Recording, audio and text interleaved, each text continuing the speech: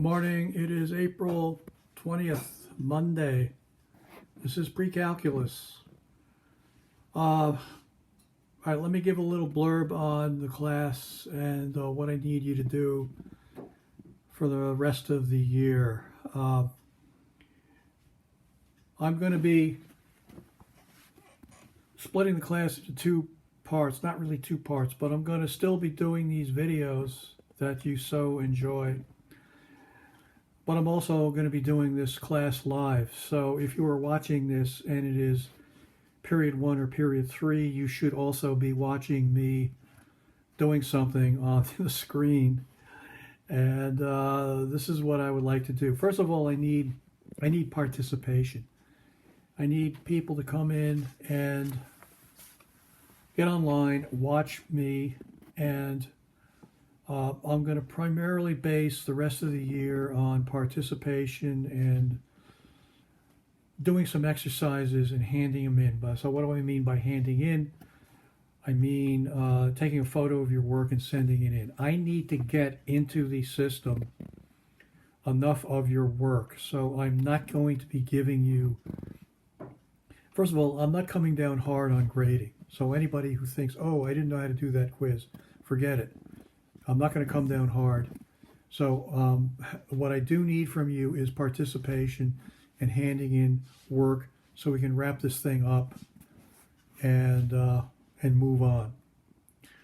Okay, so right now I'm still on the topic, since a lot of people seem to be kind of baffled by the topic of trig identities. I'm going to go back over it for a couple of days, wrap it up. Then we're going to move on to the fascinating topic of addition formulas for the trig functions.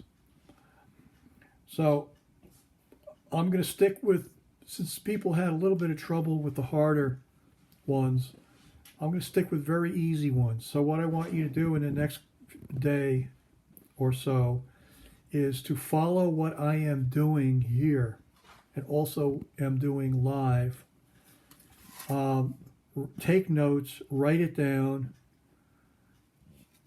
and I'm going to give you an exercise similar to what I'm doing. I want you to work it out and hand it in. If you have any questions on how to do it, please ask.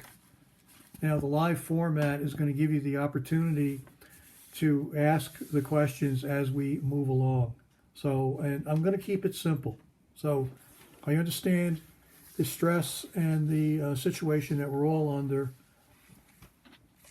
and I don't want to get you stressed out. So let me do number 20 on page 498. This is on the topic of trig identities.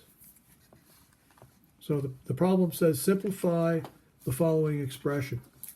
Sine x over cosecant, cosine x plus cosine x over secant. Well, I'm not going to do anything with the sine and the cosine. I'm going to leave those. I'm going to replace for the cosecant its definition, which is 1 over sine, and the secant has the definition of 1 over cosine. So if I substitute in the denominators, I get, and simplify algebraically, I get sine squared plus cosine squared. And we all know that the basic Pythagorean identity says that the sine squared of x plus the cosine squared of x is equal to 1. So the way to simplify this expression is to substitute, get sine squared plus cosine squared, and that is always equal to 1. Okay, so I have just worked out that example. Now here's what I want you to do. I want you to take number 7. Number 7 says tangent squared x minus secant squared x, and I would like you to simplify that. And I'm going to tell you how to do it. The way you do it is you substitute for the definition of the tangent, you substitute for the definition of the secant, and then you play around with some algebra and you come up with a simpler expression. So you should all recall that the tangent of x is equal to sine x over cosine x, and the secant of x is equal to 1 over the cosine of x. So plug those in and get a simpler expression. So you're going to get sine squared over cosine squared minus 1 over cosine squared in GWiz, that simplifies to sine squared minus 1 divided by cosine squared. Well, what is sine squared minus 1? Go back to this expression. Sine squared minus 1 is going to be equal to minus cosine squared. So plug it in, do a little bit of algebra, and get a simplification. I'd like you to write that up and hand it in. And as I said, this is going to be the way the rest of the year will play out, where you're primarily doing assignments. I'm emphasizing participation in handing in assignments. If everyone does that, you're going to be fine. If I see that some people are falling behind and not participating, we're going to have to send you an email, and hopefully that will fix it. But we really got to get through this. It's very, very important. Here's another problem. So I'm going to give you 2 days to do these problems. I want these handed in.